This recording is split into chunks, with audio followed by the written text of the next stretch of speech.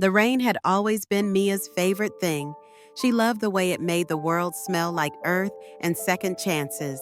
But today, it felt cruel, mocking her as it soaked her blouse and mingled with the tears she refused to let fall.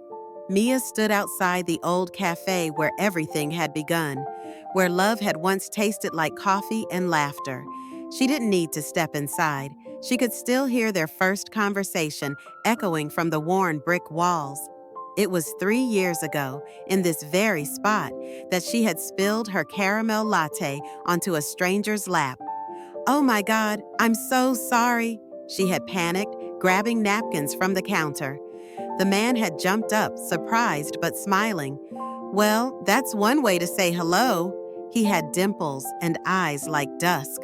Mia had laughed in spite of herself. "That's how I make friends, assault with hot beverages."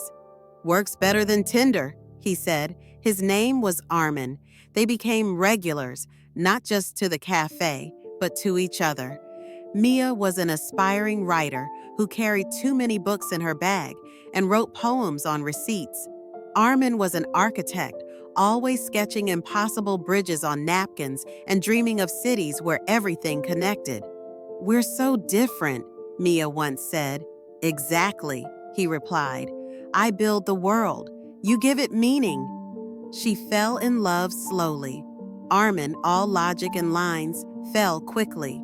He said Mia reminded him of unfinished art, beautiful not despite the flaws, but because of them. They didn't fight much. When they did, it was over little things. Mia forgetting to respond to texts, Armin obsessing over work deadlines. But always they found their way back. Until one day, they didn't. It started with silence. Armin stopped sharing his drawings. He'd come home late, distracted, eyes haunted. "Is something wrong?" she asked one evening, touching his face. He shook his head. "I'm just tired." He was lying. She could feel it in the way his hand stopped lingering and how he began checking his phone at odd hours. Then she found the note. It wasn't a love letter. It was a list. Mia wasn't supposed to see it. "Things I owe to Sanaya. Honesty, a decision, an answer before she gives up on me." Sanaya. The name burned into her heart. When Mia confronted him, he didn't deny it. "I didn't mean for it to happen," he whispered.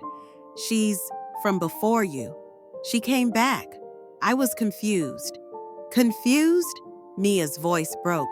"Did you love me?" "I still do." "Then why wasn't I enough?" He had no answer. Sometimes silence is the loudest betrayal. It's been 6 months since that night. Mia never saw him again after he walked out, carrying the same umbrella they once shared on their first date. She tried to forget, changed her number, blocked him on everything, buried herself in work, in words, in nights without sleep. But some love stories don't end. They linger like a bruise, deep, aching, invisible. Today she's back at the cafe. She's not sure why. Maybe to remember, maybe to let go. The rain hasn't stopped. She looks through the glass. There, inside, sitting where they once did, Armin, not alone. Across from him sits a woman with long black hair and gentle eyes. Sanaya. They're laughing. Something inside Mia shatters, not like glass, like paper, softly, silently, with no one noticing. She turns before they can see her, walks into the storm, lets it soak every inch of her, because sometimes the only closure we get is knowing we survived the heartbreak.